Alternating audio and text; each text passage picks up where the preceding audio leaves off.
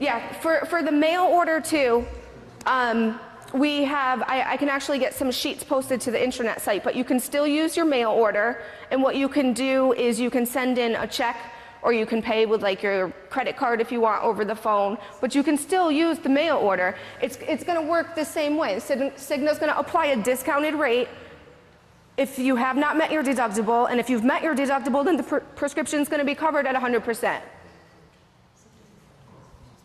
Okay? Just one thing, let me just clarify the prescription. You're going to get billed a negotiated rate for that prescription. There's not going to be a copay. It's not going to be, okay, it's generic, so it's only $7.50. Right. You're going to get billed the negotiated rate for that 90-day supply of whatever that medication might be. It might be $70, it might be $150. It's going to vary depending on the medication or more. That's going to go towards your deductible.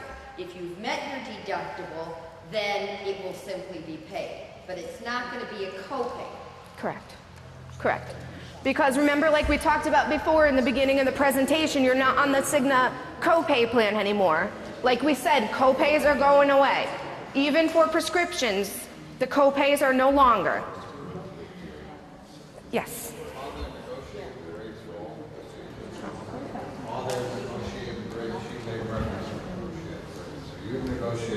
Correct. Correct. Correct. Yep. Can you? Yes. And he had just asked if CIGNA had made the negotiated rates for the pharmacy, and that's what you would be paying. That's what we talk about, the discounted rate, the negotiated rate, which is negotiated through CIGNA. So that's what you would pay at the pharmacy if you have not met your deductible. So there's no difference between the generic and the regular, or is there still a difference for generic? There's a difference, and also to the good point, good question. At any time, if you want to know what tier your prescription may fall into, whether it's a generic or preferred or non-preferred, you can go online and find that information. Then when you go to the pharmacy, yeah, the cost can definitely vary depending on the prescription, the tier. There's, different factors that can obviously make the cost of the prescription vary. Is there going to be an economic incentive to go mail versus to the pharmacy? Well, with the high deductible, yeah. I think we can have these questions all at the end. That way Jen and I can both get up and field a lot of questions together. And kind of go down this road. Sure. So we'll just get through the rest of the presentation, and then there'll be plenty of time for question and answers if you don't mind. Okay? So payment to providers. The reason why we put this slide in here is just to inform you, because we want to make sure that you're informed about everything. Now, this is very rare instances. What happens sometimes, out-of-network providers, when you go in their office, they might ask you to pay up front. It doesn't happen all the time, but we just wanted to let you know, because let's say you have a scheduled surgery coming up, and you're not sure how much it's going to cost, and you have this upfront high deductible that you have to meet now, because you're not just walking in and paying your copays anymore. What you can do is reach out to your provider's office. And what they can do is give you an estimate of the cost of what they may be, so you're prepared for that when you walk into the doctor's office. There's a handout that I can give you after if you haven't received one. And there's also a website all the way down in the bottom right-hand corner. It's CIGNA4HCP.com. This is what you can ask the receptionist or the billing person who's in the office to go to this website.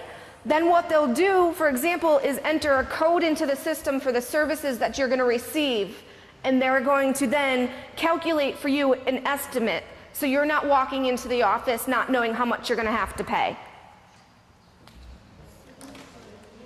Okay, there's a couple things we want to go over here from healthcare reform impacts. The first being the extension of coverage to age 26. Also, for annual and lifetime maximums, both in and out of network benefit dollar limits will increase to an unlimited maximum as well.